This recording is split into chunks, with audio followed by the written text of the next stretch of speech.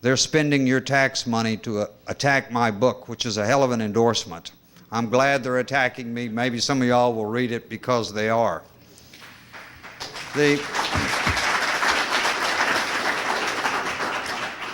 I wanted to spend what time I talking more in an autobiographical vein for a reason.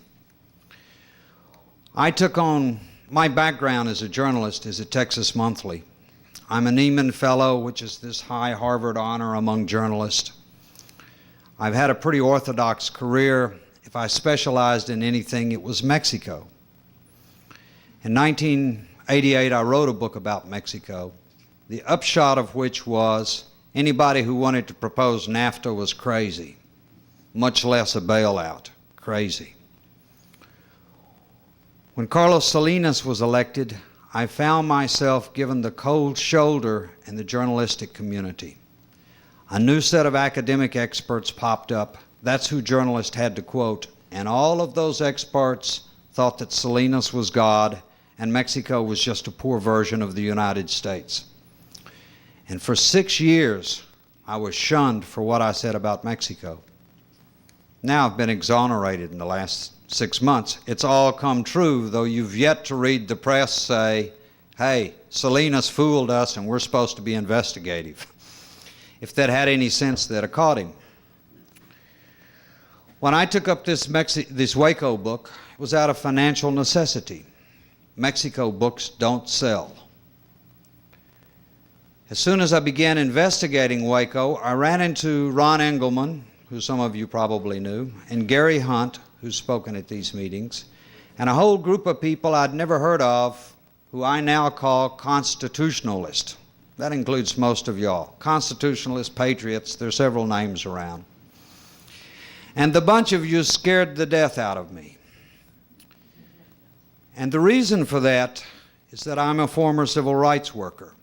I was with Dr. King in Alabama, fighting against the segregationist voting rights laws, which said you had to be able to read on a college level before you could vote. I decided then, and I still believe, that there are only two things you can believe in regarding the problem of black people in this country. And that is that they are inferior or that our economic system is unjust. If it's unjust, it keeps the poor poor. And it should come as no surprise if it makes it hard for everybody else. Because of what I saw in Alabama, I became a leftist, and I still define myself in that way. And I want to tell you this so that maybe in a perverse way you will feel honored. Some of those of us who come from the left in the last year or so have been watching you. And we've said, hey, these guys wave the flag, but they're talking about real issues. We should be where they are. Mr. Adas just got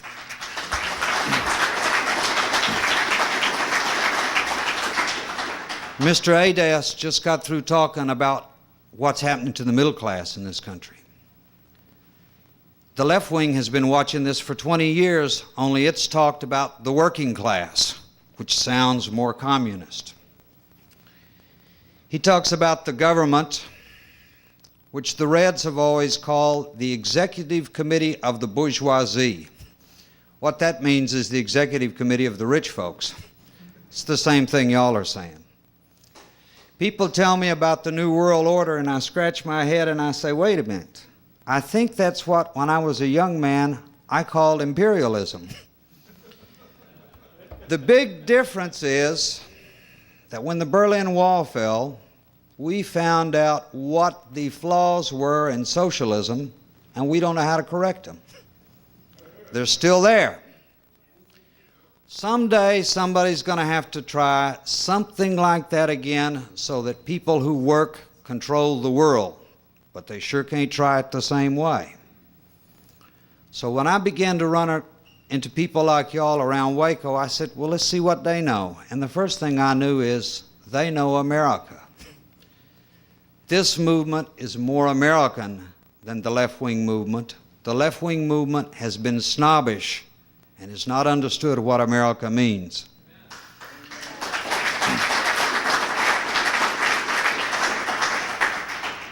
I think what it means is the greatest good for the greatest number, which is only an American way of saying socialism.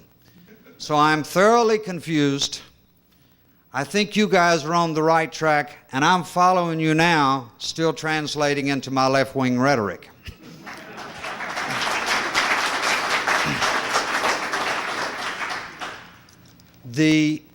I want to make something clear here. When I say I'm socialist, I don't mean I vote for Bill Clinton in the New World Order. There were always people who really were socialist, who cared most of all about the welfare of the ordinary working people, and Bill Clinton and them don't. They're giving us the government of Zoe Baird, who's a yuppie. Her and her husband made $300,000 the year before she was nominated. I looked at that and I said, there ought to be a law that says after 4 or 5 good years like that, you got to retire and give somebody else a chance. So somewhere in the middle of this, I'm trying to talk to y'all, and I want to tell you some of what I think you can expect from the press. The press is beginning to pay attention to y'all, but it's liberal. I know this because I had trouble selling the Waco book, because I've been interviewed 100 times and there have been 50 book reviews done about what I've said. The press is run by liberals who don't understand much about economics or about politics or about government because their editors don't want them to know. And as soon as they do know, they start shunning them. They say, you are no longer objective, which pretty much means ignorant. They try to tell us that they give us a neutral press, but it's loaded all the time to suit those people on top. Anybody on the right or the left knows that. But they're beginning to pay attention to y'all because of the Oklahoma City bombing. What the Oklahoma City bomb did was it pointed a finger. It says there's a movement out there. These bombers are just the fringe of it, but there's a movement out there. I've been telling people from the Dallas Morning News and the Dallas Observer to come to these meetings for 2 years. I say they got as many people at their meetings as the NAACP does. Whenever this many people get together to discuss our government, it's news. You should be there. If they don't come, it's not because they don't understand why they don't come. It's because they fear something, and that is anti-Semitism and racism. This movement, the constitutionalist movement, has made one grave error. It tolerates racist, and it tolerates racism, and that's an easy out for the liberal to turn against you. The liberal's just as racist as any other white man. All of us white people are racist. Let's be honest. That's what I tell black people. I can't help it. Let's start from where I am.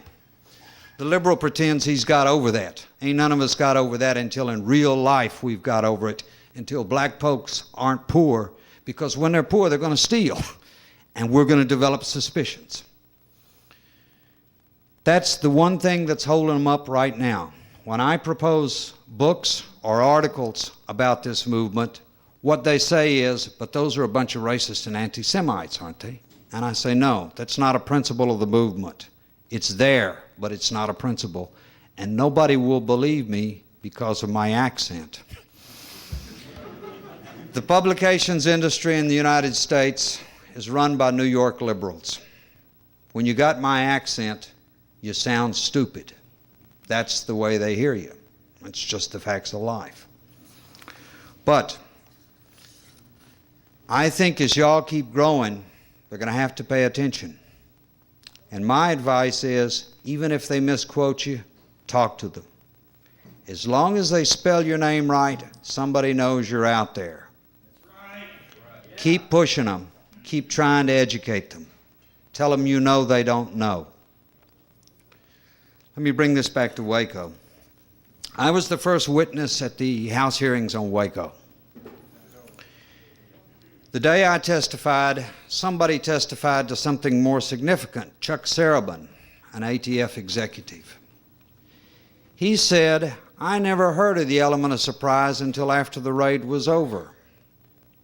Sure, it's important, but I didn't think it was an on-off switch, a go or no-go. When the undercover agent told me that Koresh knew we were coming, I thought, so what? We'll go anyway." Now, the background to his statement is this. The ATF raids about 500 people a year. Usually it raids dope dealers. When the dope dealer looks out his window and sees 12 ATF guys with rifles, he says, "Uh-oh, do I have time to call my lawyer?" Throws up his hands. He cares about human life more than anything else. He's a part of the game. A lot of times when the ATF raids dope dealers, they find out the dope dealer had an idea they were coming, if not on that day, the next day. And the dope dealer knows he's being raided because the DEA and the ATF use undercover informants who are pretty sleazy characters. And sometimes these characters sell information to both sides. So quite often, they lose the element of surprise. Nobody gets killed. The reason why the ATF raid didn't work at Waco is David and them, Koresh and them, looked out their windows and saw the army of Babylon. They saw prophecy being fulfilled. And they believe it was their biblical duty to resist that attack, even if they had to die for it.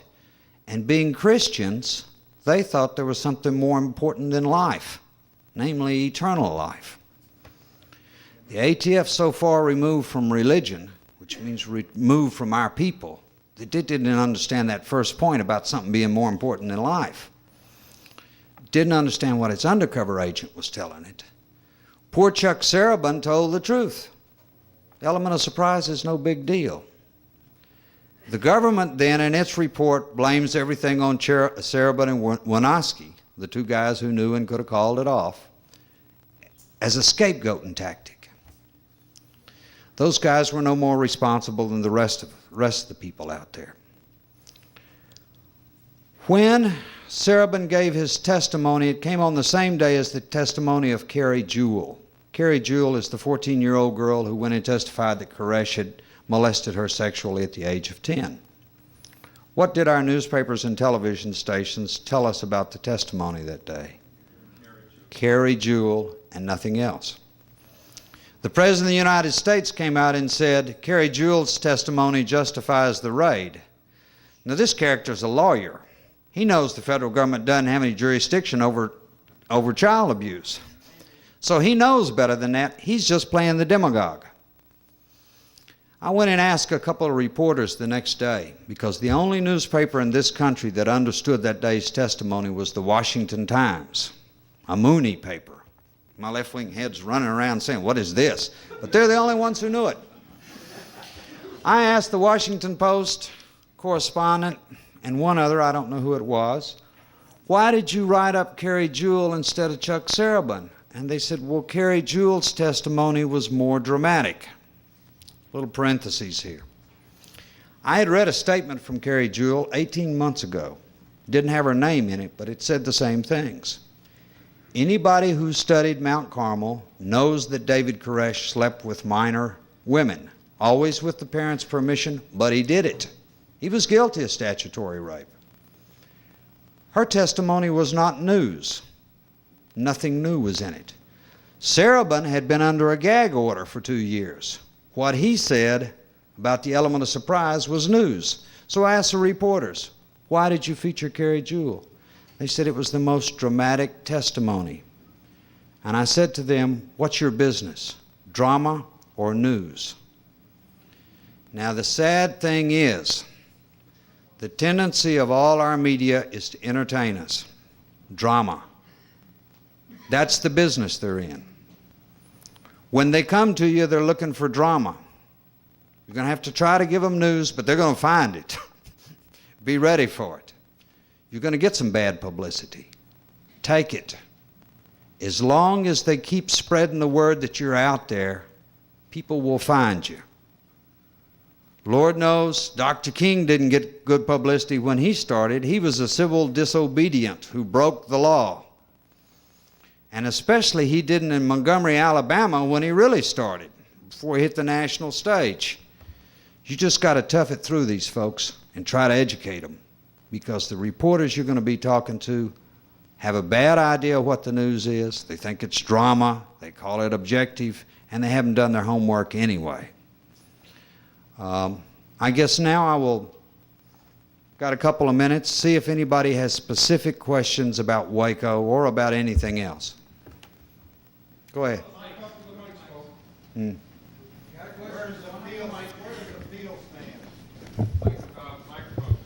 I just want to compliment you on what you've done. And then I'm going to lambaste you here. You've placed everyone in the white race as a racist. I'll accept that theory as long as you'll accept the theory that every other nationality is a racist as well. Everybody wants to be with their own people. Everybody is prejudiced as well. We go to the shopping counter, we see creamy or crunchy peanut butter, we choose what we prefer, okay? Now, the only thing that counts in this world, and people have got to get it through their head, is green. The man with the money makes the rules, okay? And we need to look at that and get past this dividing everybody, okay? Yeah. On your Waco situation, you've written an excellent book. You went up there and you told a lot of people stuff in the hearings. I only got to watch about 80% of the hearings. The situation you bring up about Carrie Jewell, I believe it was June, after the raid, Carrie Jewell's father was on Larry King Live. And he made the statement, "I thank God that I got her out before Koresh touched her." Okay? There have been other statements that Carrie Jewell had no sexual contact with David Koresh. None of this was brought out. And I haven't read your book clearly enough to quote page number or anything. But did you bring it out, and is there any way that we can get this out, you being a media person? I understand you're a Texas dummy media, but is there any way we can accentuate this and get this known? And thank you again for what you've done. Get what known? About Carrie Jewell? About Carrie Jewell and the fact that we have conflicting stories here, and as you said, it was played as a very, very dramatic tearjerker on every national media that there is. Here's the problem with Carrie Jewell. Let's pretend she lied. If she lied about having sexual relations with David Koresh at age 10, there are other people who will tell you they had them at age 12 and out age 14 and 13. So I say let them have Carrie Jewell, because there are others out there. In general, what she says is true. If you talk to his followers, they will tell you the same thing, that David did not observe any age of consent, because in the Bible there is none. Let me respond to the question about race. Look, I'm white, right? And I tell people who speak Spanish, worse, I'm a Texan, which in Mexico is not at all popular. But what I meant by we're all racist is this. We grow up and we judge people realistically. If I'm walking down the street at night and I see 3 black teenagers with their caps turned around and baggy pants over there, and 3 white teenagers in the same dress over there, I'm going to veer towards the white ones, because I'm scared the black ones are going to rob me. And the reason why is because more black people, as you say, percentage-wise, there are more criminals among blacks than there are among whites. But it ain't because they're black. It's because those people have been held down. They're the lowest rung of the working class, is my way of putting it. But it creates attitudes that people might call racist. So I say, just to get it over with, let's talk about green, all right? Let's talk about green. Call me a racist, call me anything you want, let's talk about green. That's where it's at. And I find that most people who aren't white accept that attitude better than the usual hypocrisy they get these days. I just wanted to hit on the race issue a little bit too, and invite you to come to our common law jury hearings. At the last one we had, the next one's going to be on the 19th in Fort Worth, and anybody here can probably tell you where. Lloyd, for one, can. But at the last meeting, we had about 8 black people there They brought a case before us where this lady had been declared incompetent in California. The white people had moved in to take charge of her estate, which was about $3 million, and were doing a probate on it while she was still alive. And she came before the jury before the grand jury, common law grand jury or common law jury, to get change of venue and everything, and bring it here for adjudication. And so in that sense, we are in this movement. We are working with the black people, and so about 2 years ago, I came to one of these meetings. I don't know if it was this one or what was called Take Back Texas. I counted about 200 people, 12 of whom were black. The next day, I went back to my job at the Dallas Observer. Said, we got to do a story about them folks. They said, but they're racist. I said, well, 6% of the audience was black, and the rate in the press is between 4 and 5%. All right. What can you do? that's all. Yeah, I want to thank you for coming down here. One of the things that I've watched this grow for 5 years now anyway, and I have watched the ideas percolate through different levels of the society and the social strata. I'm delighted to see that we've got a card-carrying liberal, leftist, whatever, who is beginning to recognize that we might not be out of our minds. Other point on the racism. We have endeavored, perhaps clumsily, but we have at least made an effort over a period of years to try to encourage black people to come to these meetings. We think we've got a lot of common ground. We haven't been successful in that. And again, it might be because we're clumsy, but from my perspective, it is also because I think the black groups tend to regard there is at least as much racism in the black community as there is in the white, and perhaps even more. From my perspective, I think they are reluctant to deal with white people in some levels more so than we are with black people.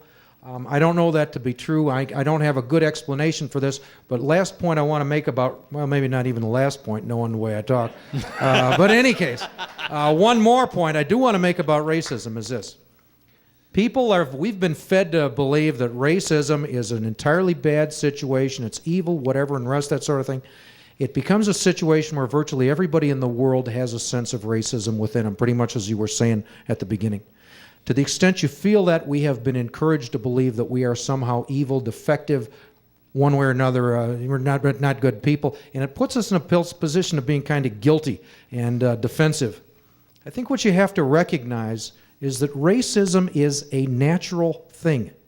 And my point by that, and I'm not arguing it's good, but what I'm trying to get to is this. It has a biological foundation, and it is as apparent, and it doesn't just happen in our species, it happens in others. You see it in birds, you see it in small mammals, you see it in virtually any sort of semi-advanced species. When they're born, they are imprinted to relate to their mother, for example. All right, now you take a child, you take an infant that relates back to subconsciously in the back of your mind, you're going to remember if you happen to be white and your mother was nursing you after you're born. You've got a memory back here that you can't even find that relates to a warm white breast. The color of that skin, that particular smell, the rest of it, it comes back and it's there. And it's not that you don't like black people, but in fact, you love whites. Just as obviously as black people are gonna tend, just it goes back, just like there are examples where you've seen, they've done examples where they have a turtle that's being followed around by a crane. The crane is hatched, it sees the turtle, it identifies the turtle as mama. It follows that turtle for the rest of its life, hanging around. We are the subject to the same kinds of mechanisms. And it's not because we're bad people. I don't mean that they have to be endured and they have to be embraced and they can't be, you can't make adjustments. But you have to understand that the idea that you might not prefer to have your dinner with black people doesn't mean you're racist. It just means that you, of nature, would like to be with people like yourself. And unless people begin to recognize that part of the foundation for racism is love of the people where you come from, that's buried right down in your subconscious, and we're wired that way. If you don't begin to recognize there's a positive foundation, you're never going to stop this stuff. You got to recognize, look, yeah, I like white people. Doesn't mean I dislike blacks.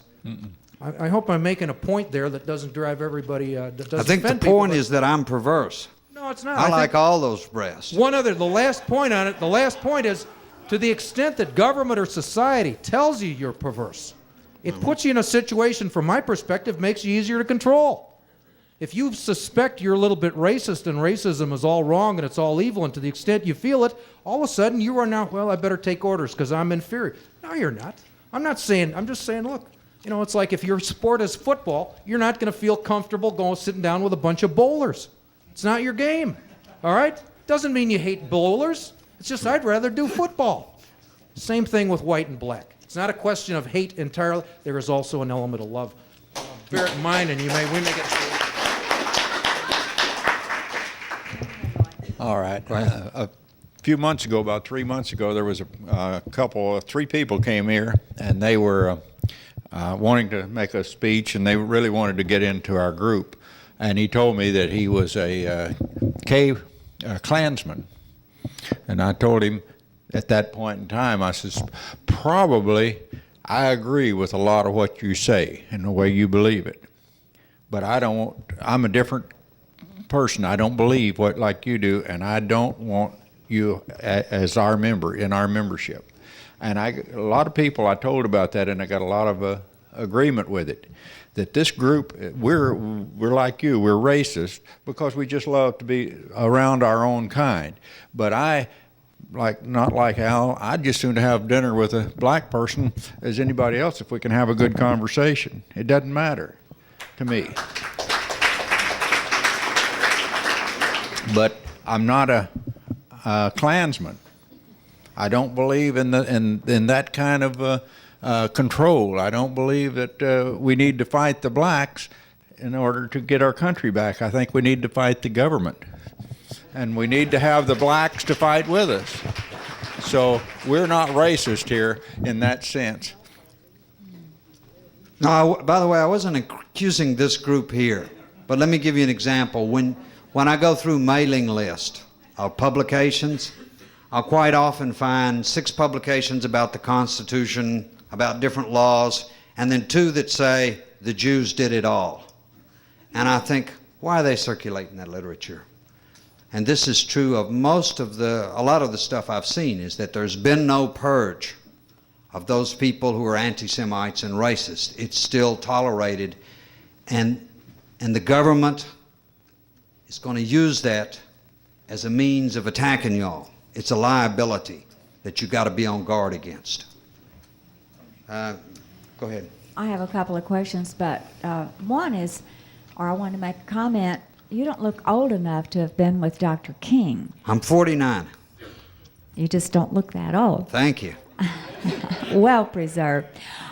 This has brought back some memories from when I was a child during the Second World War, and I guess I really developed racism then out of total sheer terror, because we would go to every movie that came around, and I would see all the Orientals, in the airplanes being shot down with blood running down their face, and then the Germans. And then when I married a man who's both sets of grandparents directly from Germany, I thought I would faint when I had to meet those people. I mean, I was so terrorized by just Germans. And then Orientals, and even when I went to San Francisco, I was so terrorized by all of the Orientals there. And only just recently have I come to terms with that, because I took an Oriental family into my home who were homeless. And so I think I've dealt with that a little bit, and hopefully with German people from Germany. But I think a lot of this maybe developed in your childhood, and it's just something that's implanted. And if you don't overcome this as an adult, then it's just there, and you're just having to deal with it. But I have a couple of questions. Mm-hmm. I want to know, number one, how you became a witness in the Waco deal, and then I have a friend who wants to know who killed Dr. King. The way I became a witness at the Waco deal wasn't through the NRA, if that's the question. What happened was, when the House started investigating this, all the work is done by researchers, by staff members, not by the congressman. And the head of the staff called me up and he says, look, what documents should we get? And I said, boy, there are a bunch of them I can't get. Let me see if you can get them. We started with a report of a House prior House hearing, 1993. I said, start with congressional records. They had never printed. The only time in my journalistic career I had ever seen anything like this. They had not printed the report of a subcommittee hearing. So I told the guy, you got that record there in Congress, get it. And I gave him a list of records, some that I had gotten and some that I couldn't get. I think all of them but one are now available. But then they called and they said, look, we have this mountain of documents. What pages should we read? So I told them what pages to read. And the next thing I knew, they said, look, do you want to testify? We need somebody who knows the whole subject. So I was brought in kind of as a generalist, just to testify in general about what happened. There was something else you had asked. Oh, who killed Dr. King? I wish I knew. I think that's another one of your Kennedy conspiracy type deals. On the left wing, we always suspected that he was killed because he was involved in a strike. The city of Memphis, though, was the boss. Maybe the city of Memphis killed him. We don't know. I've never found a good explanation. I've read some conspiracy stuff that seems close to me, but I don't know. Who's next? Let's go. I just wanted to say, if you're going to be basically in a position to be a liaison between maybe the writers out of New York or the Northeast, or anywhere for that matter, I'd say the basis of a lot of the things that's being done in a group like this is definitely not terroristic. And I think we get that label, and that's an easy label for our detractors to take against us. And when in fact, we're finding that many times, many of the cases or situations that we find in this and other groups like ourselves are where people or members of government have done terroristic things against us. All right. What I tell people is this. The analogy I make is between the anti-war movement and the Democratic Party in the late 60s. Those of us who were opposed to the war were born Democrats practically, but we thought the party had betrayed us. And it came to a head in 1968 when we went and tried to claim the party, and no, the establishment claimed it and put a bunch of us in jail. I say it's almost the same thing between y'all and the Republican Party, is that many of you have looked to the Republican Party for years, but now with NAFTA and GATT and one thing and another, the ATF, you feel betrayed. And as for terrorism, the anti-war movement had a guy who bombed the Army Math Research Center in Madison, Wisconsin. That didn't stop the movement, and it still got good press. The problem this movement has got is that I think you're bigger than the New Left was, but you still ain't getting good press. I mean, there's really, I think you are bigger, but the press hadn't figured out how to deal with you. I really liked a lot of what you had to say, and I'm not speaking for the group here at this moment. I'm speaking for myself, but I always figured that we're byproducts of our upbringing, and I've never tried to be politically correct. That's never been one of my goals in life, and I don't know about the group, that's their business, but for myself, George Hillier personally, I'm a racist, I'm a bigot, I'm so far to the right it'd make Rush Limbaugh and Gordon Liddy look liberal. My point is, you know, as time goes by, maybe as we get a little older and smarter, we get a little open-minded and can learn. 20 years ago, you and I wouldn't have been in the same room. That's right. And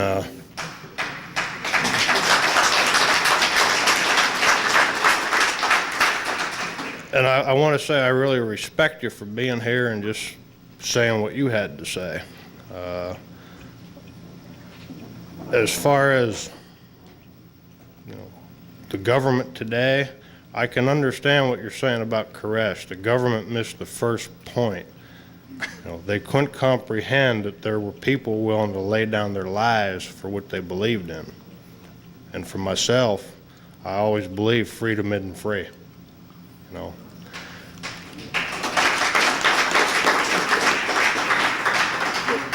But you said that you're going to be working on other things, but other people are going to be working on Waco continually. And there's one point that I would want to bring up. Either yourself or someone else look hard into this. The day that that fire started, when the end of that siege came.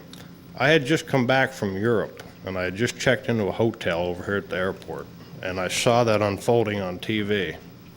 And since then, I've talked to a lot of people that I know, friends of mine, trying to find somebody that had that on cassette.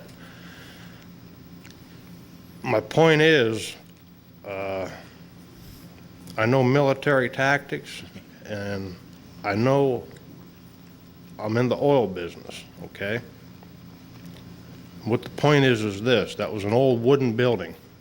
Should have burned white, okay? If there was Coleman lantern fuel or kerosene, it would have burned blue. I've been on enough oil well fires, it burned black. It wasn't tear gas, okay? I've talked to 3 congressmen about this. They said, thank you for your inquiry. Click, all right? If you can find some station that has an original tape of when that happened, there were 3 armored vehicles around that property. As that compound was burning, the original footage that I saw sitting in a hotel room that day, as it's still burning, they bring in a truck and a lowboy and they load one of those vehicles out that had a pump on the back, right? They weren't pumping tear gas in. They were pumping petroleum-based products in there so it would burn. I know of a way you can check that. There's a man who comes to these meetings named Ken Fawcett. Someone can point him out to you. Ken Fawcett has satellite outtakes or all the raw feed of the whole siege. I know what you're talking about as well. There was at a certain point in the fire, there was a black cloud that developed above the building. Most of it burned black, but you know what I'm saying. You said you or someone you know is going to be working on it. Right. I'm not I'll ask working Ken on about it. that Somebody right away. can. I'll ask Ken to look at that right away. But I like what you had to say. Thank you. you.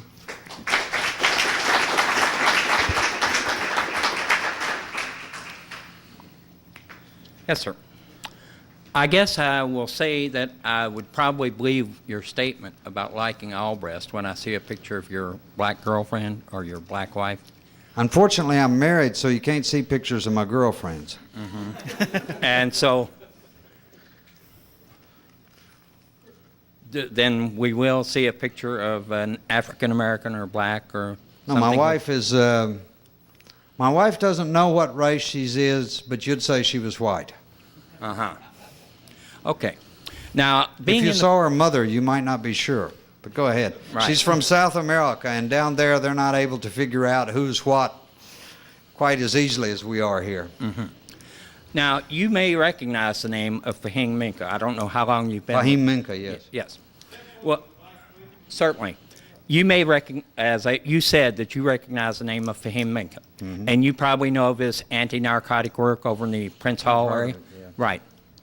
Well, a friend of mine came across the thing that Jim Berger, who was then on the city council, was being highly critical of this group because they were carrying around shotguns with their shotgun patrol trying to rid the area of the elements that didn't really have those people's interest at heart. Well, when he brought that to me and said, what do you think about this? I said, well, the last time I looked at the Constitution, it didn't say this group couldn't carry guns or that group couldn't carry guns. But if it's a matter of training, since I am the NRA, I'm an NRA life member, I'm an NRA firearms instructor, I'm an NRA training counselor, which means I train instructors. I said, when can we get together with him? We went over there. We gave him the personal protection program at his facility there that was in that complex. We then subsequently kept him posted as to when the next NRA firearms instructor group was to meet. And he is now close to being an NRA training counselor. He is to go to one of these. I understand your background in this, but I really kind of resent being called a racist. But I was calling myself one. You can call yourself, and I can Okay. call you a multitude of things. What I said, and perhaps maybe I didn't phrase it orally as well as you might write it, was I resented Now, obviously, we can discuss this in any forum you so desire, but, and I understand possibly that the point you were making was that they're going to call us racist. Do you understand what the First Amendment says, sir? No, I was just trying to give this advice. If a reporter comes to you, first thing out of your mouth should be, look, I'm not in this because I hate Jews or because I hate black people. I'm in this because of myself. I'm looking out for me and my country. And you should make it clear that you don't accept Ku Klux Klan type behavior, as one guy here did, because they're going to try to paint you with that. They will try to paint us with that no matter what we are. We are an element that they fear that will inconvenience their lifestyle. They may have to really go out and dig for facts. And I'd also like to ask another relevant question about the Waco thing. What do you think will be the outcome of the hearings and whatever impact your book has upon those? I'm afraid that Waco's going to become a cause. What that means is nobody's going to be punished. The government's not going to resolve it. We're going to keep raising it, like remember the Alamo or something, until such time as there's more justice in this country. Yeah. If that ever comes, the guys who are in prison now, the followers of Koresh who are in prison, will be pardoned. That's how we'll know it comes. I don't think we're ever going to see anybody punished, even if those guys are pardoned. The pardons would be a victory. Yeah. First off, I want to thank you for trying to get to the truth, because I think that's really the purpose of meetings like this, is to get to the real truth. Second thing, until there's justice for 14th Amendment citizens, natural-born human beings, immigrants, and for people who are just plain visiting, until there's justice for everybody, ultimately we're going to end up with justice for nobody. Thank you.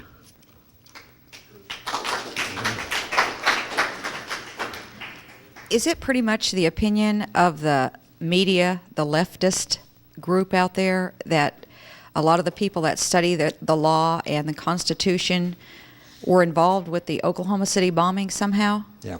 It's not. You should not call the media the leftist. Those of us who are leftist kind of take offense. The media is liberal.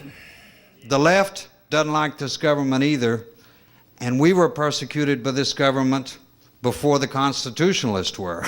I mean, when Oklahoma City happened, I wrote an article for Soldier of Fortune, and I said, those you guys of you who are in militias, this is what the FBI is going to pull on you.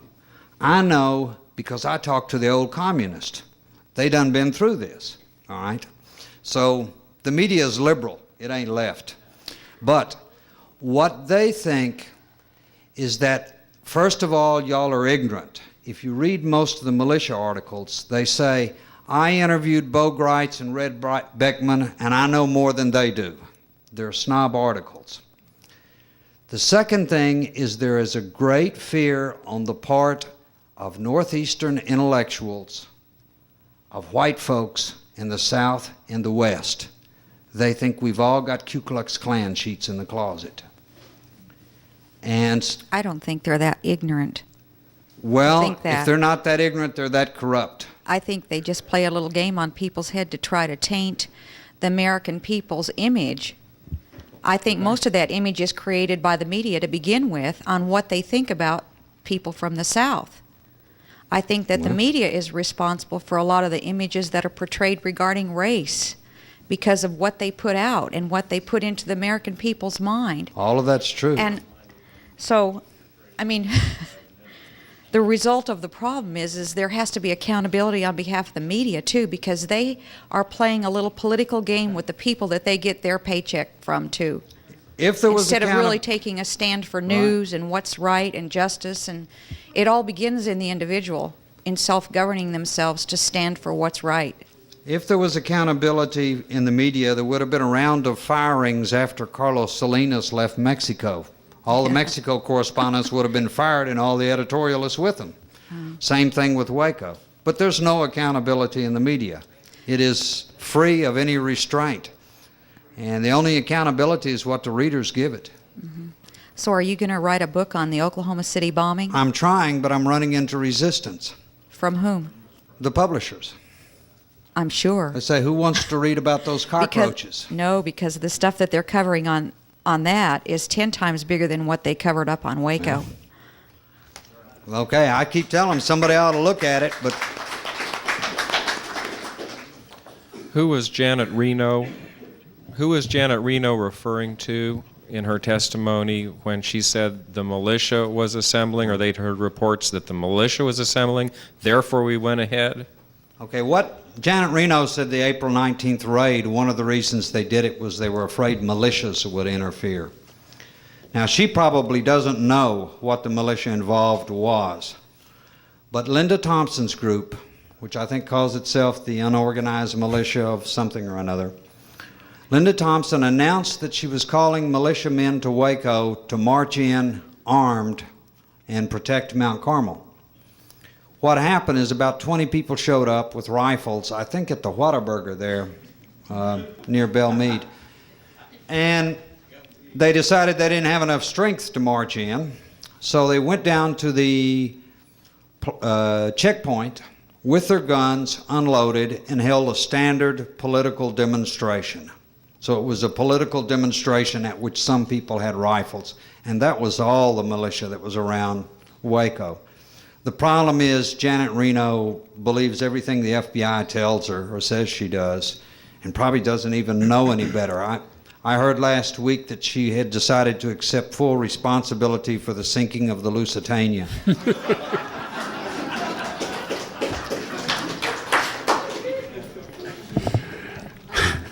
That was a good one. I was wondering if you have any feelings or thoughts on the similarities between what happened after Waco was burned down and what happened after Oklahoma City was blown up. It seems that there was an extraordinary rush to demolish any evidence after both those events, that there was no reason to knock Oklahoma City down. That's apparent. I mean, unless you want to walk in there and wait for Mother Nature to destroy the rest of the building and collapse on you. But I mean, it was already fenced off, so it could have stayed there for months if anyone had decided. And it appears that there were a number of people that had a great deal of interest in going in and giving it some serious scrutiny. And there's no question that the same thing was true of Waco. And from the reports that I heard, that they went in with bulldozers and just really destroyed everything, including a number of the bodies that hadn't been taken out yet, that they found limbs and so forth that appeared to be the result of having been run over by dozer blades. And I just wonder if you have any knowledge of those things. I don't know anything about Oklahoma City at this point except what I read in the newspapers. But about Waco, they not only bulldozed the Mount Carmel, later they came along and removed 18 inches of topsoil. All of this was done in the name of ecology. They said human feces would contaminate the water table. They didn't mention any of the cattle feces laying around. You know, we call it ranching. And there's another example. The MOVE group from Philadelphia, a group of Back to Africa types, who we all know the government dropped a firebomb on in about '84. That's right. That was the second confrontation between MOVE and the police. There had been an earlier one 4 years before that in which there was a shootout, very much like Mount Carmel. The MOVE people say that there was ballistic evidence, holes in the walls, that would have shown what the police did, that they fired first. And you know, the MOVE house was bulldozed the day after the end of that shoot-off, just like Mount Carmel. So I think destruction of the building has become standard procedure. Yeah, I would agree with that. Thank you. We're getting right at the end of the meeting here. I think I'm going to make just one more comment, maybe a question, then we'll close it down. Well, I was in L.A. when the fire broke out at Mount Carmel, and the interesting thing about it is L.A. right that weekend was in a state of tension because they were concerned that the second Rodney King trial, if they didn't get the right verdict, That thing was, they were very, very much concerned. I was staying at a hotel where people were assuring us, don't worry, we got plenty of security, nobody's going to burn this place down, the rest of that sort of thing. There was a lot of concern that weekend, and the Rodney King trial unraveled. What I mean is, they got a verdict, there wasn't a riot, and within something like 24, 36 hours, Mount Carmel lit up. Now, I'm not alleging a conspiracy, I'm not alleging anything, I'm just saying it struck me as an interesting coincidence that when the one problem was resolved, the next one was essentially concluded. I have always wondered, and I will never know, whether someone said, okay, you people in Waco are going to sit on your hands until we get this thing with Rodney King resolved on the West Coast, because we are not going to risk having 2 riots going on in this country at the same time. Now, when we resolved the one out there in L.A., all of a sudden, I wonder if somebody got a green light and said, okay, wrap this one up, because we don't have two sources of tension anymore. I wonder if the 51 days, whatever, was stretched out, and I have no reason to What believe was the that. date of the Rodney King verdict? It was that weekend. It was the very same weekend. It happened it was within like 48 hours tops. And it's something you can take a look at sometimes. The FBI got clearance for the April 19th raid on April the 17th. I'm afraid it gets close to your theory. Well, it's interesting stuff. Last point is on the Waco situation. I've talked to the meeting here before where we saw a couple of people coming out, Oklahoma. They were walking down the street. Interviewer comes up on TV and says, how did you people survive? Man says, the reason I survived is because I got under my desk and everything flew down on top of the desk. He says, I was sitting at my desk and I felt everything rumbling and shaking, and I decided to get under my desk, and I did, and then the glass blew out of the windows, ceiling came down on top of the desk. He said, the reason I think I survived is because I was under the desk. The clear implication of his statement, I remembered seeing it at the time live, and later on we got the tape where, in fact, I was roughly correct in what I remember. Clear implication is, how long does a building have to shake if you're sitting at your desk before you say, gee whiz, I think I'm going to get under my desk. You get under your desk, and then the windows blow out, and the ceiling collapses on top of you, and that is not consistent with a single event that takes place out in the street and a shock wave that moves 1,100 feet per second through the air and blows your windows out about 1/3 of a second after the bomb went off. The one bomb went out in the street. If those guys, and there were 2 of them as it turned out, I only remembered one, there were 2 of them that said the reason they survived is because they got under their desk. It is consistent with one event in the building that shook and rattled the building. And my understanding is there had been a minor earthquake in Oklahoma, something like 6 weeks prior to that. And that's part of the reason they'd be sensitive to this stuff. And they said, gee, I think maybe we're having another earthquake. Dove under the desk, and then the windows blow out. And that's consistent with a several-second delay and 2 events. First one in the building, second one out on the street. And the only reason I'm mentioning that, curious, we'll get maybe one last question, then we'll be done with this meeting. But what do you think about 2 events? Do you suppose that has any validity, or is that a... I've got a copy of Ted Gunderson's paper, which I think is about that, but I haven't read it yet. And one of the reasons why, as my agent told me, while you're doing these radio interviews about Waco, we don't want you to know anything about Oklahoma City. Because, how do you say, I want to keep people's mind on one subject at a time, one book at a time. So frankly, I don't know. I sure couldn't rule it out. I ordered Gunderson's paper. I'm going to read it. That will be a very good thing. It does contain some interesting things. Also, I believe it also includes the seismograph of the 2 events. Right. And another little curious point about that, if the truck was loaded with explosives, just a point from an old retired weatherman, and you'll know what I mean. If the truck was loaded with explosives, why wasn't the axle driven down into the ground instead of 7 blocks away? Yeah. Okay, I've got, besides the books outside, I'll give you these. Our government, our tax dollars, they've prepared press releases against my book. There's a number down here for the ATF's public information line. You can get 15 pages of attacks on my book if you want them. I'll give you the first page out there for free, and on the back is my analysis of their propaganda. Thank you.